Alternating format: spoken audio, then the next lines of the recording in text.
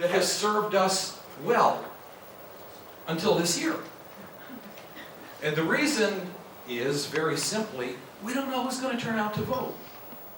And for every Hillary supporter that I run into who says, just wait until the reality of Donald Trump hits people in the face and they will come out and vote for Hillary, I meet a Trump supporter or somebody leaning one way or the other way who says, just wait till the reality of Hillary Clinton becoming president. These are the two most disliked, distrusted presidential nominees that we have ever had. How do you build a turnout model on that? What's a typical comment I hear? Undecided. I'm going to vote for the lesser of two evils. I just haven't figured out which one that is. I do this for a living. I don't know what that means. And so, very simply, you're watching polls coming out, right? And today it's a 12-point lead or a 9-point lead for Hillary, but there's something in it for everybody, because you got Rasmussen, who I respect. You've got the Investors Business Daily poll, who are, let's say they're the second best pollster in the country. They're very, very good, very accurate, and they've got Trump leading, or a much, much closer race. The fact of the matter is, when I look at those polls, I get suspect. And my professional eye, is to deconstruct the polls and look at them. And so I look at ABC News, I look at NBC, and I see that in their sample, 36% of their sample are Democrats, and 27% of the sample is Republicans. I have to tell you, I've never had a poll come out anywhere like that. Seldom is there more than a 3 or 4 point difference. Generally, there are more Democrats than there are Republicans. And Democrats are growing and Republicans are not. But a 9-point spread is just not the United States of America. So I have a problem with quite a few of the polls that are coming out. At the same time, there's technology. Hey, I go back to the day I started in 1984. Shh! Somebody's calling me from somewhere in New York, asking me important questions. Be quiet. We don't hear that anymore. We used to have a 65% response rate. Everybody had a landline, and people were glad to answer the phone. That was before answering machines, that was before call waiting, all that sort of stuff. The technology has changed. Today's landline penetration in America is where it was in 1957. Which means half of our calls have to be made to landlines and half of our calls to cell phones. In a typical poll, I'm not going to ask you, Byron, who are you going to vote for? Thank you very much, goodbye. I'm going to ask you a whole lot of 40, 50, 60 questions. Don't worry, I'm not going to call you on your cell phone. No problem. There's an impossibility to it. Trust online polls much more than telephone surveys. So now, with that said, let me just paint you a little picture. This is the very brief part of what otherwise is a medium-sized talk. But in brief, Hillary Clinton asked the question herself. Would it have been better had someone else asked it 2 weeks ago? Why is this even close? It's a very good question. It should not even be close. The reality of the situation is that if you look at history, if you look at the Electoral College, if you look at demographics, and if you look at the condition of the opposition party, a Democrat comes into this election with a huge advantage. Real quick, let me take them off. Historically, you've got a president who's at a 52% approval rating.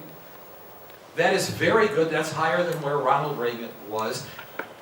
If you add to that unemployment half of where it was, fewer boots on the ground in 2 unpopular wars, if you are the parent or an acquaintance of someone who is gay or transgender, your life is eons better than it was 8 years ago, and so on. This is the stuff of which third terms are made. Historically, this says Democrat.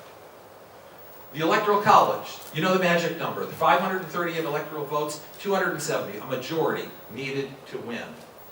The poorest performing presidential candidate over the last 6 elections, poorest performing Democratic candidate, John Kerry got 257. Al Gore, 269.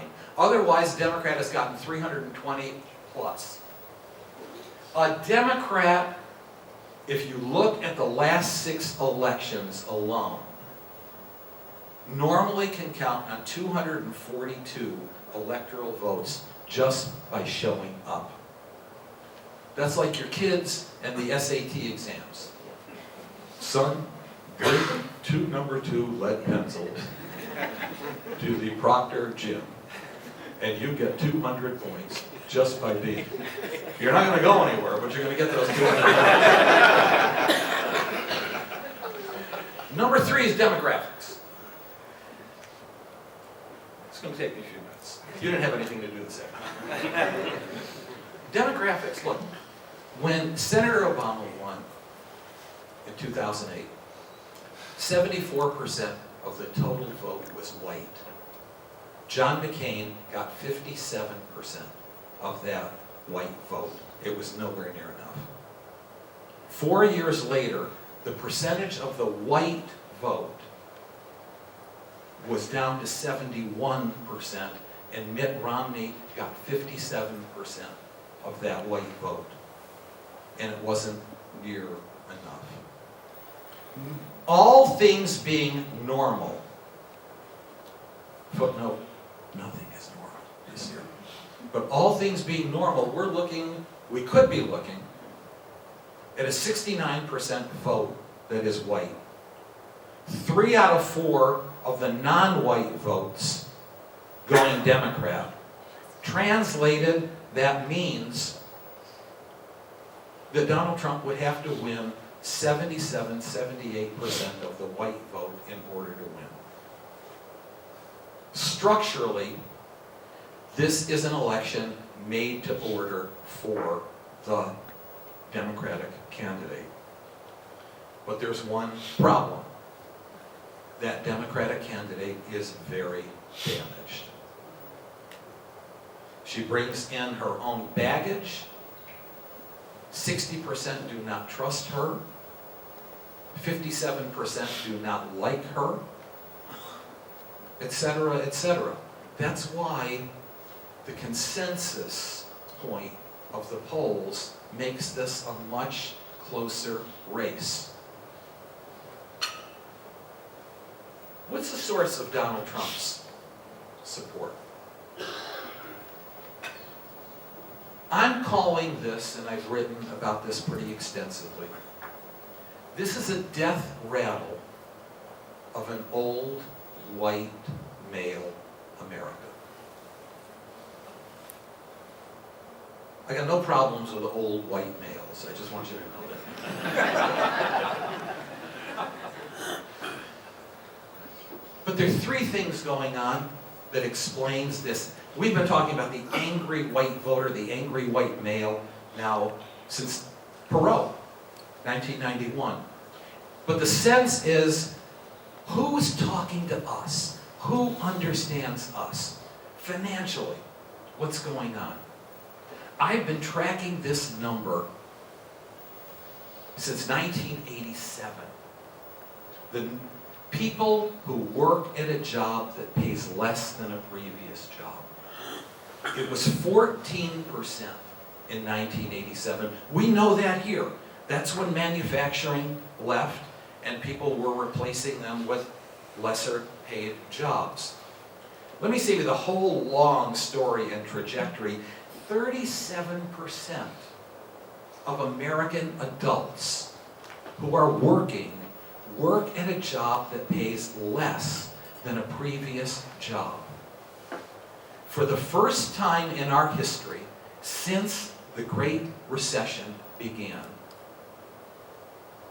we have a situation that sociologists call status anxiety.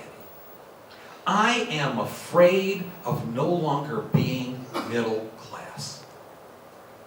Middle class is not an economic term, it's a psychological term. I'm afraid of losing ground. Everything I worked for, everything I hoped for, everything I expected, I'm afraid of losing. And if I don't lose it, I can't assure my kids that they will be in the middle class. Very, very powerful. And who's talking to me? The second is demographic and culture. It's not like this community. It is an older, whiter America that looks out and says, what happened to my America? Look at Latinos, Muslims, people not like me, gays, transgender. What happened to my America? I'm losing ground financially, and I've lost my sense of familiarity and stability. Who's talking to me? And thirdly, it's America in the world. A very simple world older white Americans grew up with. There was us and them. Them was that Russia and Eastern Europe and Asia. Very simple. You didn't have to learn all those stands or anything like that. It was just them. They were bad. And America was what people wanted. And what America said, it meant. And people understood that, and it was backed by the most powerful military in the world. But what's happened? We can't control that. We're not even sure that they want us. And if they do, and we intervene, we can't ensure that we could make things better, possibly even make things worse. And perhaps worse still for Americans, we're not even convinced that we can get out in one piece. What happened to my America? That's the source of the Donald Trump phenomenon. It is not a majority. But it can be a majority if Democrats don't, I shouldn't say Democrats, if people not inclined to vote for Donald Trump do not turn out to vote. So what's the key? Millennials are going to determine this election. They elected Barack Obama in 2008, 2012. Not talking about a small group of people.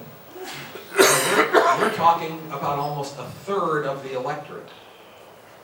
If millennials turn out to vote in a reasonable percentage, they're not going to vote for Donald Trump. The only issue is, are they going to vote? And if they do vote, are they going to vote for Hillary Clinton, or are they going to vote for one of the third party candidates? Maybe, for Gary Johnson when he decides to visit here from the planet Neptune. That was so not nice. It's true, but it's not nice.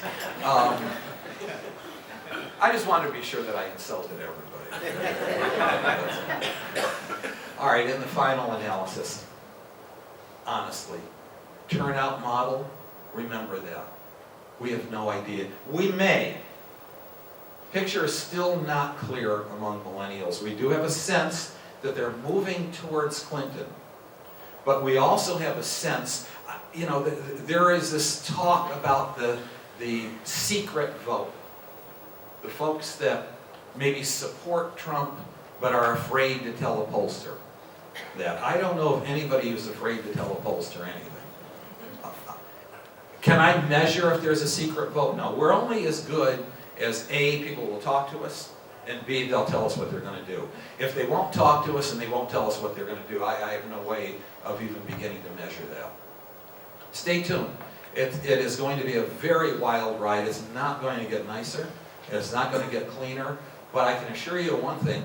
Not only do we not know what's really going to happen on election night, but there are any number of scenarios that can happen. This is the wildest election ride that I've ever seen. Thank you.